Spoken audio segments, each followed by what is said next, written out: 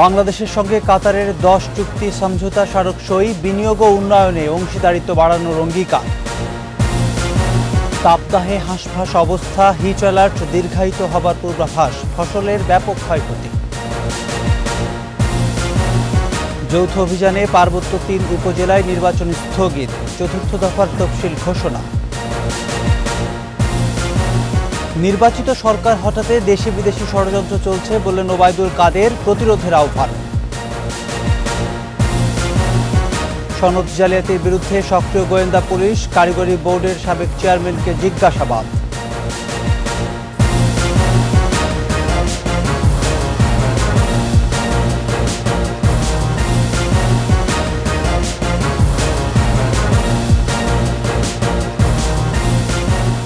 শুনছিলেন first security ইসলামী bank PLC সংবাদ শিরোনাম। আমন্ত্রণ সন্ধ্যা 7টার 21 সংবাদে। সাথে আছি আমি প্রণব চক্রবর্তী। দর্শক, একুশে টেলিভিশনের সংবাদ একই সাথে সরাসরি দেখতে পাবেন আমাদের ফেসবুক পেজ www.facebook.com/2124 অনলাইনে। এছাড়া সংবাদে আরও থাকছে: অপরিকল্পিত নগরায়ন ও মশক নিয়ন্ত্রণে ব্যর্থতা, ডেঙ্গু পরিস্থিতি ভয়াবহ হওয়ার আশঙ্কা।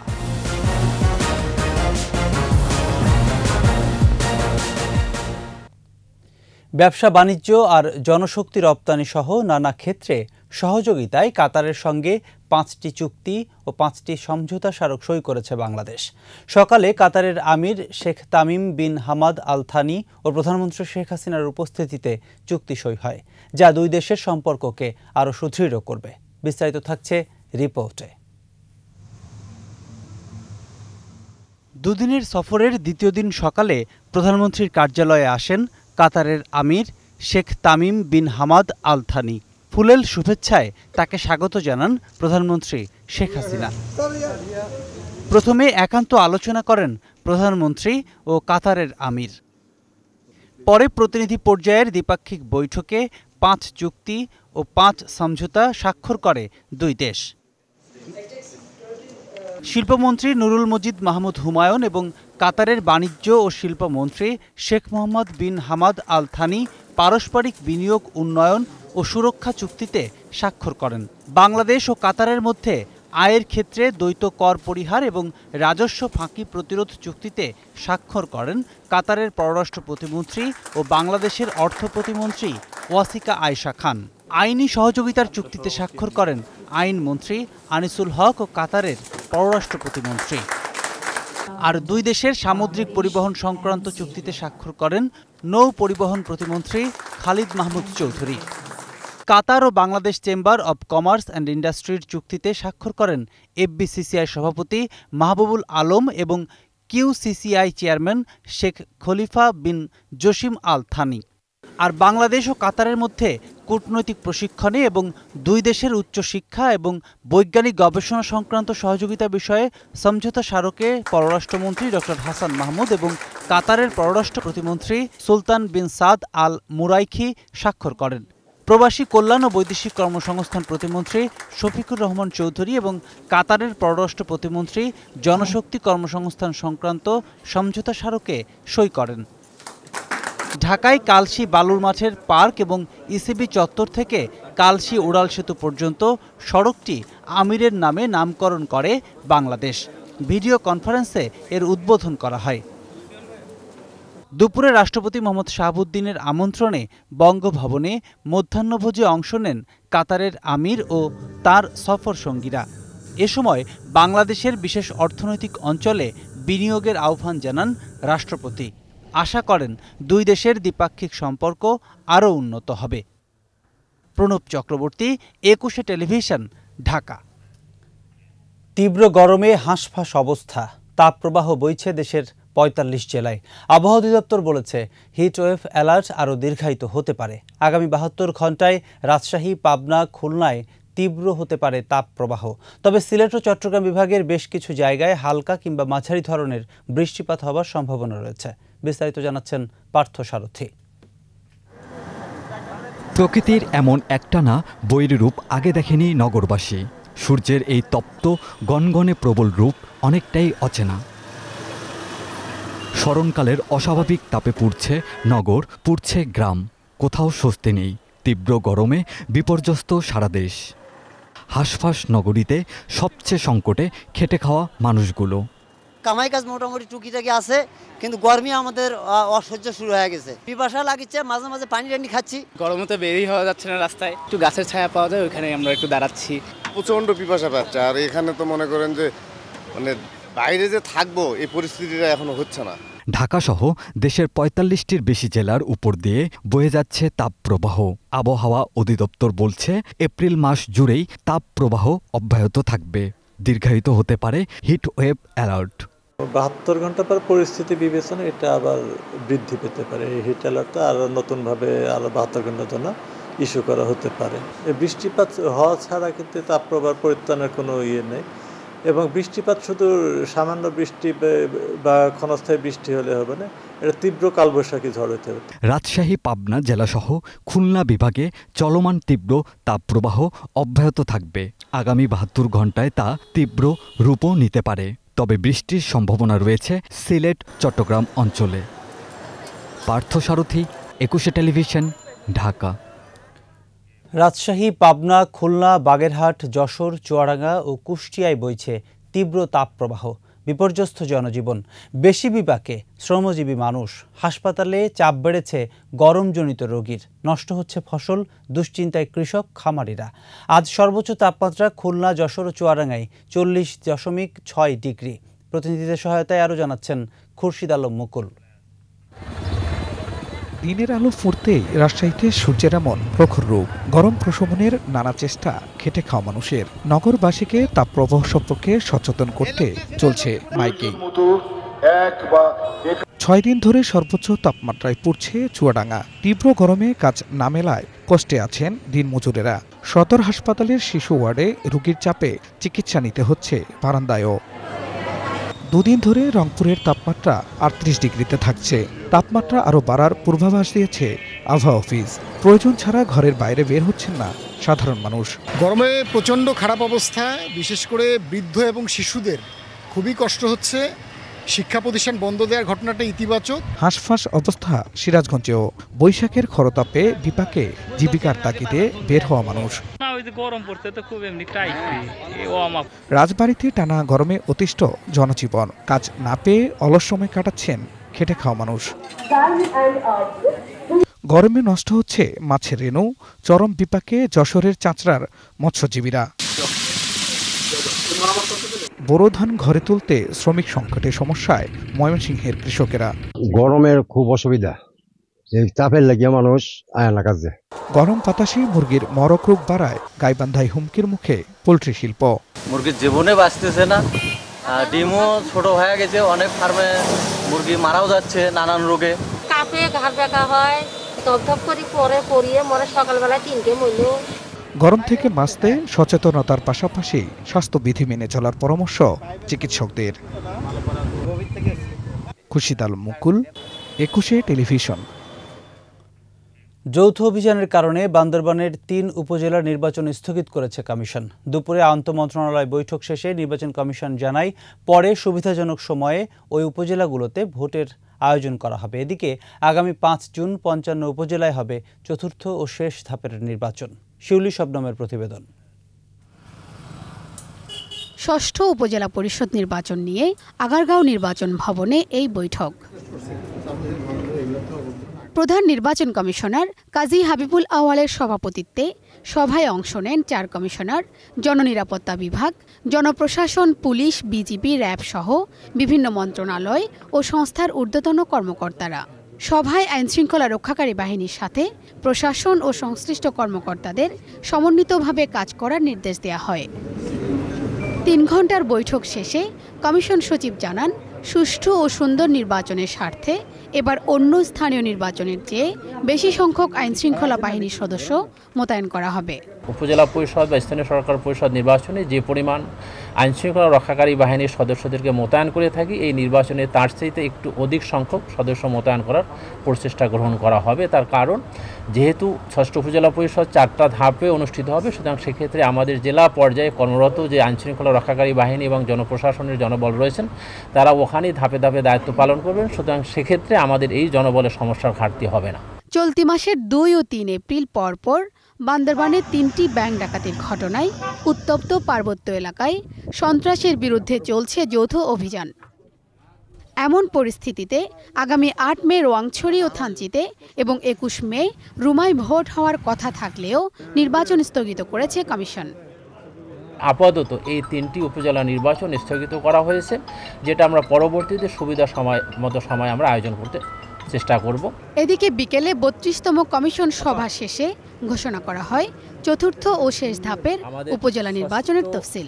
উপজেলা পরিষদ সাধারণ নির্বাচনের চতুর্থ ধাপের মনোনয়নপত্র দাখিলের শেষ তারিখ 9 মে বৃহস্পতিবার, মনোনয়নপত্র বাছাই 12 মে রবিবার, মনোনয়নপত্র বাছাইয়ের বিরুদ্ধে আপিল দায়ের 13 থেকে 15 মে, আপিল নিষ্পত্তি 16 থেকে 18 মে, প্রার্থিতা প্রত্যাহারের শেষ তারিখ 9 মে রবিবার, প্রতীক বরাদ্দ 20 মে সোমবার এবং ভোট গ্রহণ, যেটা আগে থেকে আপনারা জানেন যে 5 জুন। 8 মে প্রথম ধাপ, 21 মে দ্বিতীয় এবং 29 মে তৃতীয় ধাপে অনুষ্ঠিত হবে উপজেলা নির্বাচন। শিউলি শবনম, 21 টেলিভিশন, ঢাকা। ইউনিয়ন পরিষদের চেয়ারম্যানরা পদত্যাগ না করেই উপজেলা পরিষদ নির্বাচনে অংশগ্রহণ করতে পারবেন বলে আদেশ দিয়েছেন হাইকোর্ট। এই আদেশের ফলে উপজেলা পরিষদ নির্বাচনে অংশ নিতে ইউপি চেয়ারম্যানদের পদত্যাগ করতে হবে না বলে জানিয়েছেন আইনজীবীরা। কুষ্টিয়া ও সিলেটের 2টি উপজেলার 2 প্রার্থীর আবেদনের শুনানি নিয়ে মঙ্গলবার বিচারপতি শেখ হাসান আরিফ ও বিচারপতি মোহাম্মদ ফজলুর রহমানের সমন্বয়ে গঠিত হাইকোর্ট বেঞ্চ এই আদেশ দেন। রিটকারীর পক্ষে আইনজীবী স্বাধীন মালিক বলেন, কুষ্টিয়া ও সিলেটের 2টি উপজেলার নির্বাচনের ইউনিয়ন পরিষদের চেয়ারম্যানদের রিটের পরিপ্রেক্ষিতে এমন আদেশ দিয়েছেন আদালত। অন্যান্য উপজেলায় কেউ পদে থেকে নির্বাচন করতে চাইলে তাদেরও আদালতের আদেশ নিতে হবে।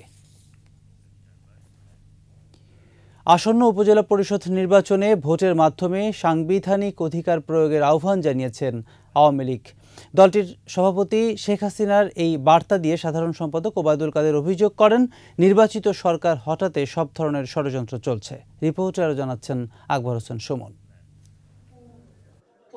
বঙ্গবন্ধু এভিনিউয়ে আওয়ামী লীগের কেন্দ্রীয় কার্যালয়ে প্রচার ও প্রকাশনা উপকমিটির যৌথ সভা। এতে উপজেলা পরিষদ নির্বাচন নিয়ে নির্দেশনা দেন সাধারণ সম্পাদক ওবায়দুল কাদের। বাংলাদেশ আওয়ামী লীগ বিশ্বাস করে জনগণই সকল ক্ষমতার উৎস। স্বাধীনতা ও সার্বভৌমত্বের ভিত্তিমূলে যারা আঘাত করতে চায়, ভোটের মাধ্যমে সেই ষড়যন্ত্র প্রতিহতের আহ্বান জানান আওয়ামী লীগ সাধারণ সম্পাদক। চিহ্নিত এই অপশক্তি বাংলাদেশের গণতন্ত্র, স্থিতিশীল রাজনৈতিক পরিবেশ এবং জনগণের ভোটাধিকারকে নস্যাৎ করতে নির্বাচন বিরোধী অপতৎপরতায় লিপ্ত। ভোটের মাধ্যমে সাংবিধানিক অধিকার প্রয়োগে দলপ্রধান শেখ হাসিনার বার্তাও তুলে ধরেন তিনি। উপজেলা নির্বাচনকে সামনে রেখে আমাদের নেত্রী বঙ্গবন্ধু কন্যা শেখ হাসিনা ভোটের মাধ্যমে সাংবিধানিক অধিকার প্রয়োগের জন্য আহ্বান জানিয়েছে। পরে প্রচারপত্র বিলি কার্যক্রমের উদ্বোধন করেন আওয়ামী লীগ সাধারণ সম্পাদক। আকবর হোসেন সুমন, 21 টেলিভিশন, ঢাকা। কারিগরি শিক্ষা বোর্ডের সদ্য অব্যাহতিপ্রাপ্ত চেয়ারম্যান আকবর আলী খান তার স্ত্রীর অপরাধের দায় নিতে অস্বীকৃতি জানিয়েছেন। স্ত্রী অপরাধ করলে তাকে শাস্তি পেতে হবে, তবে সনদ বিক্রির বিষয়ে ব্যক্তিগতভাবে তিনি জানতেন না বলে জানান আকবর আলী খান। তবে গোয়েন্দা পুলিশ বলছে, দায়িত্বশীল জায়গা থেকে তিনি দায় এড়াতে পারেন না, তাকে নজরদারির মধ্যে রাখা হয়েছে। বিস্তারিত আহমদ বাবুর প্রতিবেদনে। 1 এপ্রিল কারিগরি শিক্ষা বোর্ডের প্রধান কম্পিউটার বিশেষজ্ঞ AKM শামসুজ্জামানের মধ্যপীরের বাগের বাসায় অভিযান চালায় গোয়েন্দা পুলিশ। এ সময় বিপুল পরিমাণ সনদ সহ গ্রেপ্তার করা হয় শামসুজ্জামান ও তার সহযোগীকে। পরে কারিগরি শিক্ষা বোর্ডের সদ্য সাবেক চেয়ারম্যান আকবর আলী খানের স্ত্রী সেহেলা পারভিন সহ 6 জনকে গ্রেপ্তার করে গোয়েন্দা পুলিশ। এর মধ্যে 5 জন আদালতে স্বীকারোক্তি দিয়েছেন। এরই ধারাবাহিকতায় কারিগরি শিক্ষা বোর্ডের সনদ জালিয়াতি নিয়ে মিন্টু রোডে জিজ্ঞাসাবাদ করা হয় আকবর আলী খানকে। পরে সাংবাদিকদের প্রশ্নের সদুত্তর দিতে পারেননি তিনি। যেহেতু একটি ঘটনা ঘটেছে এবং এর জন্য সুষ্ঠু তদন্ত হওয়া উচিত এবং এর যে পরিকৃত ঘটনা উদ্ঘাটন করে তাদের শাস্তির ব্যবস্থা করা উচিত, সেই ক্ষেত্রে আমরা খুবই লজ্জিত এবং দুঃখিত। আপনি তার স্বামী, আপনার স্ত্রী এখন কারাগারে, মানে বিষয়টা কেমন, কেন কি জন্য মানে গ্রেফতার করা হয়েছে, তার সংশ্লিষ্টতা নিয়ে আপনার কি মতামত? আমি আমার মতামত আমি জানি না, তাই তিনি ভুল করছি কিনা আমি জানি না। এমন গোয়েন্দা সংস্থা কি তথ্য পেয়েছে আমি জানি না। অবশ্যই যেহেতু আমি বোর্ডের প্রধান, সেই হিসেবে আমার দায় আমি এড়াতে পারি না। তবে গোয়েন্দা পুলিশ বলছে দায় এড়ানোর সুযোগ নেই চেয়ারম্যানের, তাকে অধিকতর জিজ্ঞাসাবাদ করা হবে। একজন চেয়ারম্যান কোনোভাবেই এই দায় এড়ানোর কোনো সুযোগ নেই। তাকে আমরা 1-2 দিনের সময়ও দিব, সে তার সঠিক ব্যাখ্যা আমাদের কাছে হাজির করবেন। ব্যাখ্যা যদি সে সঠিক ব্যাখ্যা হাজির করতে না পারেন, আর এই ঘটনার সার্টিফিকেট জালের ঘটনা, তার যদি কোনো অনৈতিক কোনো ঘটনা আমরা সুনির্দিষ্ট প্রমাণ পাই, তার বিরুদ্ধে আমরা আইনগত ব্যবস্থা গ্রহণ করব। আমাদের নজরদারিতে থাকবে। এ ঘটনার সঙ্গে জড়িত কাউকে ছাড় দেওয়া হবে না বলেও জানিয়েছে গোয়েন্দা পুলিশ। যারা এই ঘটনার সাথে জড়িত তাদের প্রত্যেককে আমরা আইনের আওতায় নিয়ে আসব। এই বিষয়ে কাউকে আমরা ছাড় দিব না। আহমদ বাবু, 21 টেলিভিশন, ঢাকা। বিগত বছরগুলোর তুলনায় এবারে ডেঙ্গু পরিস্থিতি বেশি ভয়াবহ হতে পারে বলে আশঙ্কা বিশেষজ্ঞদের। আগাম বৃষ্টি, অপরিকল্পিত নগরায়ন, মশক নিয়ন্ত্রণে সিটি কর্পোরেশনের ব্যর্থতা ও স্বাস্থ্য খাতের দুরবস্থাকে দায়ী করেছেন তারা। মাহমুদ হাসানের প্রতিবেদন। বাংলাদেশে সর্বপ্রথম ডেঙ্গুর সংক্রমণ ঘটে 1960 সালে, আর 2000 সালের জুন মাসে সর্বপ্রথম মহামারী আকার ধারণ করে। অতীতে সব রেকর্ড ভেঙে সর্বোচ্চ আক্রান্ত ও মৃত্যুর রেকর্ড হয় 2023 সালে। 6 দশক পেরিয়ে গেলেও এই মহামারী নিয়ন্ত্রণে রাখতে বরাবরই ব্যর্থ দায়িত্বশীলরা। মৃত্যুর মিছিল ক্রমে দীর্ঘায়িত হলেও কার্যকর কোনো পদক্ষেপ নেই। সময়ের আগে বৃষ্টিপাত এই বছর ডেঙ্গুর ঝুঁকি বৃদ্ধি করেছে কয়েক গুণ। আগাম ব্যবস্থা নিলেও শঙ্কায় দক্ষিণ সিটি কর্পোরেশন। জলবায়ু প্রভাবের কারণে ডেঙ্গুর রোগ তো সারা বছরই পাওয়া যাচ্ছে, সুতরাং শঙ্কা তো আছেই, কারণ এটা তো একটা ভাইরাস। এটা আগে অন্য মৌসুমে ছিল না, শুধু বর্ষা মৌসুমে ছিল। তো সুতরাং আমরা সেভাবে আমাদের কার্যক্রমটা নিতে পারতাম। এখন যেহেতু বছরব্যাপী এটা বিস্তৃত, সুতরাং ভাইরাসটা তো রয়ে যাচ্ছে, সুতরাং এটা তো ছড়িয়ে ছড়িয়ে ছড়িয়ে একসময় তুঙ্গে যাবে। তো এর জন্য শঙ্কাটা অবশ্যই বেশি। এর জন্য আমাদের কার্যপরিধিও আমরা কর্মপরিকল্পনা আমরা বৃদ্ধি করেছি। আর ডেঙ্গু মোকাবেলায় সচেতনতা বৃদ্ধি করা সহ চিরুনি অভিযানের প্রস্তুতি নিয়েছে ঢাকা উত্তর সিটি কর্পোরেশন।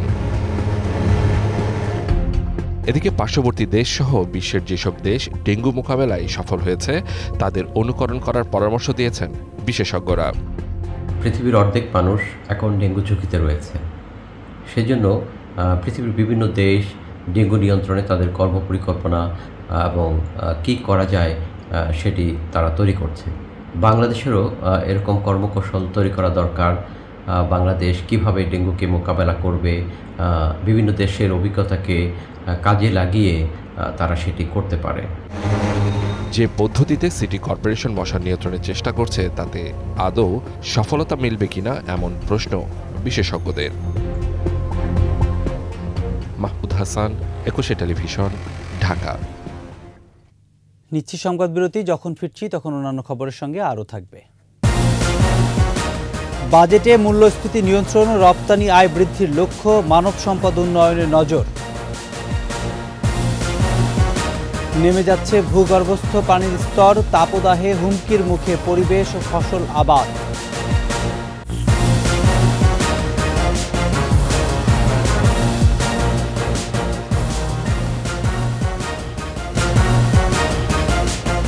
আবারও আমন্ত্রণ সন্ধ্যা 7টার 21 সংবাদে।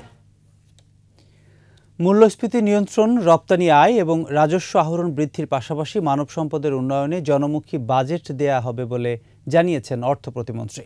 স্থানীয় একটি হোটেলে প্রাক বাজেট আলোচনায় অর্থনীতিবিদ ও ব্যবসায়ী নেতারা বলেছেন, বিশ্বব্যাপী মূল্যস্ফীতি কমলেও ভুল নীতির কারণে বাংলাদেশে বেড়েছে। বিনিয়োগ বৃদ্ধি ও মূল্যস্ফীতি কমাতে সুদ হার কমানোর পরামর্শ দেন তারা।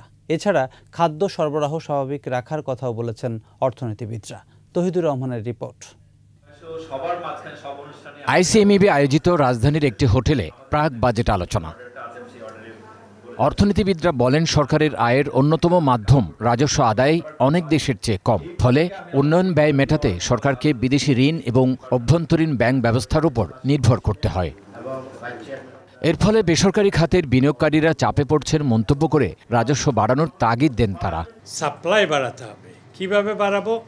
এই যে এখন একটা মোক্ষম সময়, আল্লাহর দান, চমৎকার বড় ফসল হচ্ছে, কোনো সময় আমরা সংগ্রহ করতে পারি না। কেন পারি না? মধ্যস্বত্বভোগী যারা ৭৪-এর দুর্ভিক্ষ করেছিল। বাংলাদেশ ব্যাংক বলছে আমরা সরকারকে দেব না, কিন্তু বাংলাদেশ ব্যাংক আবার ব্যাংকগুলোকে ঋণ দিচ্ছে। সেই জিনিসটা হয়েই গেল, সার্কুলারিটি ইজ কমপ্লিট।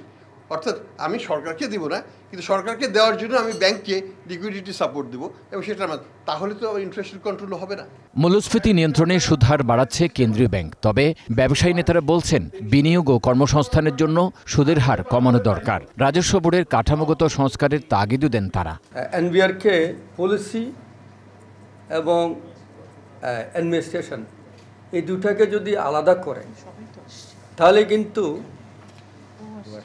ব্যবসায়ীরা বা যারা ট্যাক্স দেয় তাদের জন্য ভালো।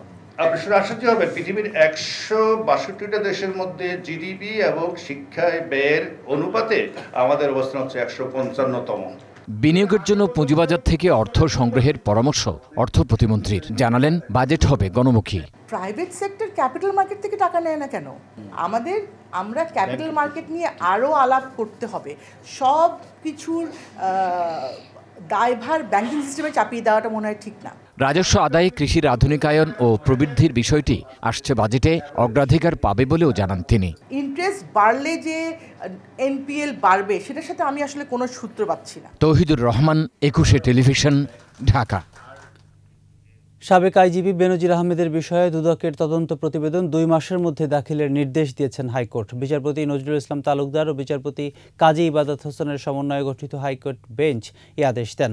আদালত বলেন, সাবেক আইজিপি বেনজিরের বিষয়ে দুদক অনুসন্ধান করছে, তাই হাইকোর্ট এ বিষয়ে কোনো রুল জারি করবে না। তবে সরকারি চাকুরি মেয়াদ শেষে কোনো ব্যক্তির সম্পত্তির পরিমাণ ১০% বেশি বৃদ্ধি পেলে তার বিষয়ে আইনি কার্যক্রম করার বিধান থাকা জরুরি বলে মন্তব্য করেন আদালত।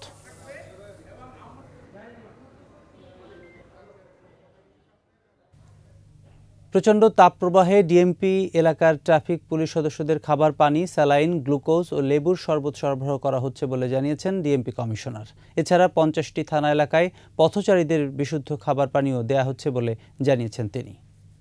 ট্রাফিক পুলিশদের খাবার পানি, স্যালাইন, গ্লুকোজ, লেবুর শরবত আরও যা কিছু প্রয়োজন হয় সেগুলো দেওয়ার ব্যবস্থা করেছেন। পাশাপাশি বিভিন্ন জনবহুল স্থানগুলোতে যারা নিজেরা রাস্তাঘাটে পানি খাওয়ার ব্যবস্থা করতে পারে না, অর্থাৎ কিনে খেতে পারে না, তাদের জন্য আমাদের পুলিশের পক্ষ থেকে পানি খাওয়ার ব্যবস্থা করা হয়েছে। তীব্র তাপদাহে দেশের বিভিন্ন এলাকায় ভূগর্ভস্থ পানির স্তর নিচে নেমে যাচ্ছে। গ্রীষ্ম মৌসুমের শুরু থেকে অধিকাংশ পাম্প ও নলকূপে পানি উঠছে না। দুর্ভোগে এসব অঞ্চলের মানুষ। তাপদাহের প্রভাব পড়েছে পরিবেশ, কৃষকের ক্ষেতসহ সর্বত্র। প্রতিনিধিদের সহায়তায় রত্না জামানের রিপোর্ট। গত কয়েক বছর ধরেই ভূগর্ভস্থ পানির স্তর নামছে। তবে এবছর গ্রীষ্ম মৌসুম শুরু হওয়ার আগে ফেব্রুয়ারি মাসের শুরু থেকেই পানির স্তর নামতে শুরু করে, যা চলতি মাসের মাঝামাঝি সময়ে এসে আরও বেড়েছে। যশোর পৌরসভা এলাকায় পানির স্তর ২০ ফুটের নিচে নামলে হস্তচালিত নলকূপ থেকে পানি ওঠে না। যদি তা ২২ থেকে ২৩ ফুটের নিচে নেমে যায় তাহলে বাসাবাড়িতে মোটর দিয়ে পানি তোলাও অসম্ভব হয়ে পড়ে। পানি উঠছে না পৌর এলাকার কোনো টিউবওয়েলে। একটা প্রজেক্ট করে পাবলিক হেলথ হেড অফিসে আমরা চেষ্টা করছি এই উৎপাদন নলকূপগুলো নতুনভাবে করতে পারলে আমাদের পানির সাইডটা মোটামুটি মিটবে।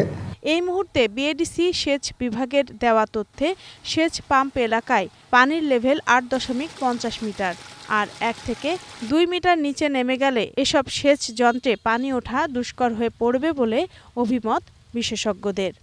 এখানে এক সময় যত ভূপৃষ্ঠস্থ জলাধার ছিল, পানির উৎস ছিল বা প্রাকৃতিক জলাধার ছিল, এগুলো ভরাট করে ব্যক্তিগত উদ্যোগে বা কৃষির আওতায় এনে বা নগরায়নের আওতায় এনে এগুলোকে ধ্বংস করে ফেলা হয়েছে বা অত্যন্ত সংকুচিত বা হ্রাস করা হয়েছে।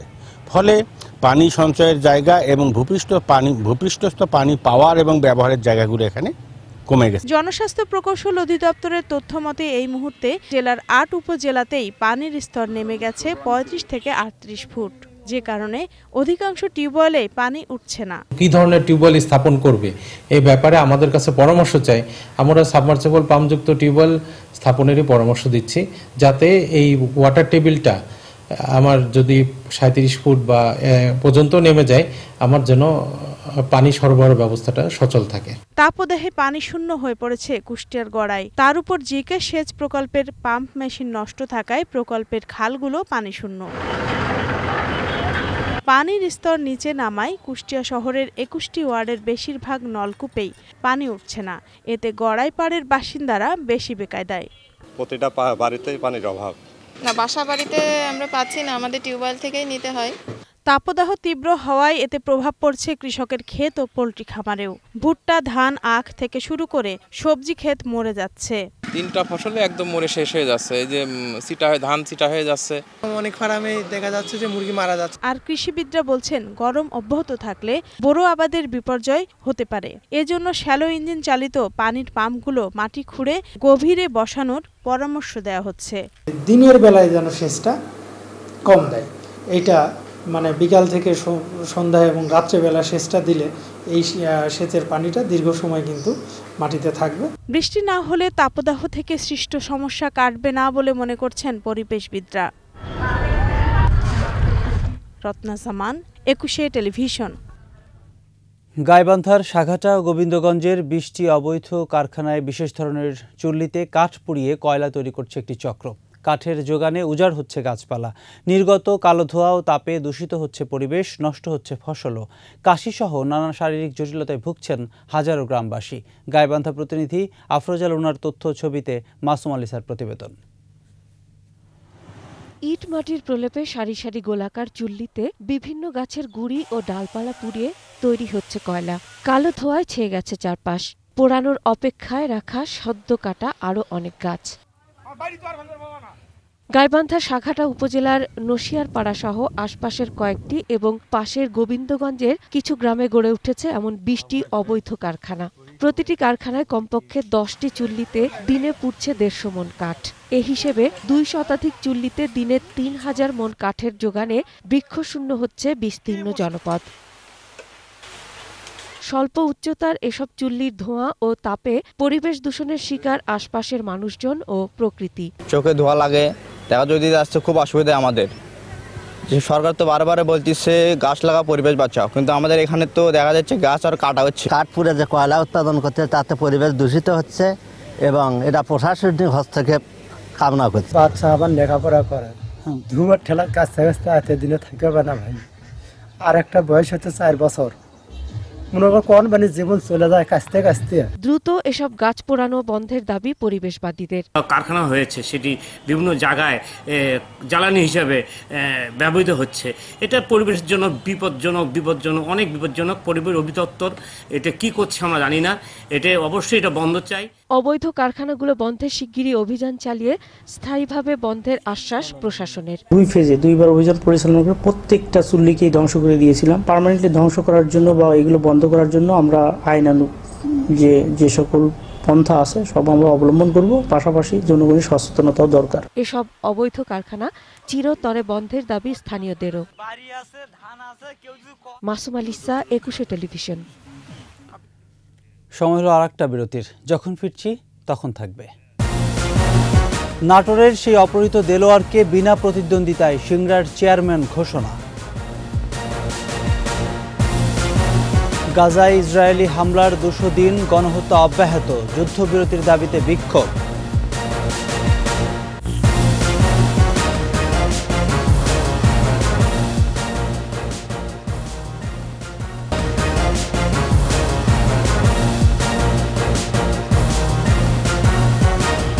আবার আমন্ত্রণ সন্ধ্যা 7টার 21 সংবাদ। যুক্তরাষ্ট্রের ক্যালিফোর্নিয়া অঙ্গরাজ্য থেকে আসা পার্সেল থেকে প্রায় কোটি টাকা মূল্যের টেট্রাহাইড্রো ক্যানাবিনল যুক্ত মাদকসহ 3 জনকে গ্রেপ্তার করা হয়েছে। মঙ্গলবার সকালে সংবাদ সম্মেলনে মহাপরিচালক বলেন, যুক্তরাষ্ট্র থেকে আসা পার্সেল পরীক্ষার পর টেট্রাহাইড্রো ক্যানাবিনল যুক্ত কুশ, ক্যানাবিস চকলেট ও ক্যানাবিস কেক জব্দ করা হয়। কাচুনে মোবাইল নম্বরের সূত্র ধরে সাভারের আশুলিয়া থেকে গ্রেপ্তার করা হয় রাসেল মিয়া, রমজান মিয়া ও ইমরানকে। এ ঘটনার সঙ্গে আরও কারা কারা জড়িত ও কিভাবে বিদেশ থেকে মাদক দেশে আসলো তা তদন্ত করে দেখা হচ্ছে।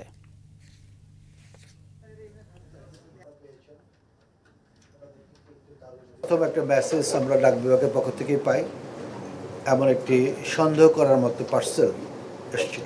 সেখান থেকে নমুনা পরীক্ষা করেই দেখা যায় যে টেট্রাহাইড্রোক্যানাবিনল বলে পুশ, এটা আসলে গাঁজা, এবং এটা গাঁজার চেয়েও অনেক বেশি শক্তিশালী একটা নেশা দ্রব্য, মাদক।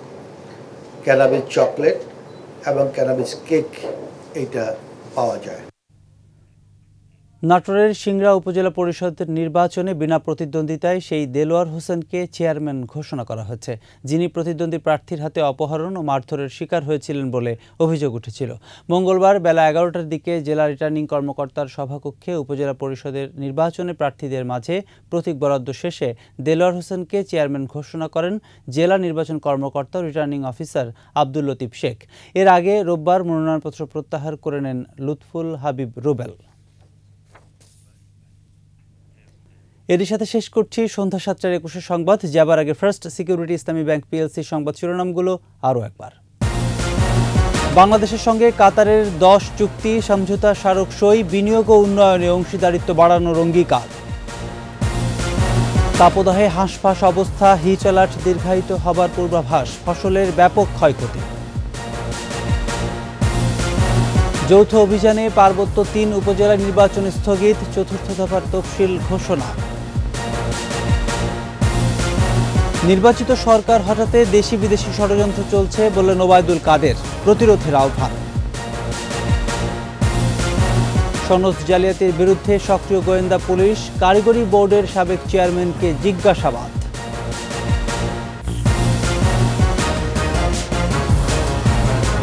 দর্শক, সর্বশেষ খবর জানতে ডায়াল করুন 202 নম্বরে, ভিজিট করুন 21-tv.com এই ওয়েবসাইটে। এছাড়া ফেসবুকে ভিজিট করতে পারেন facebook.com/2124 অনলাইনে। পরের সংবাদ রাত 9টায় দেখার আমন্ত্রণ রইল। স্বাস্থ্যবিধি মেনে চলুন, সুস্থ থাকুন, 21-এর সাথেই থাকুন।